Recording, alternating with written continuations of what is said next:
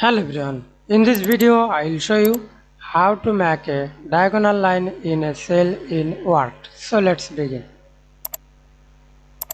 Insert a table,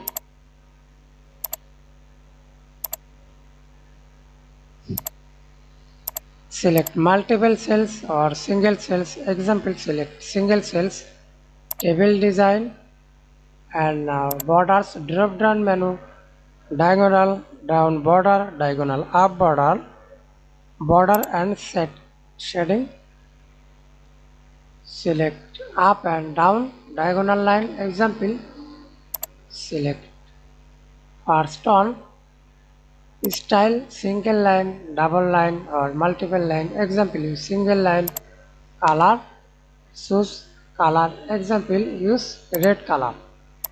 And white thickness, okay. Again, apply to cell text paragraph. Example, use cells. Click OK. And now cells. Example, type anything.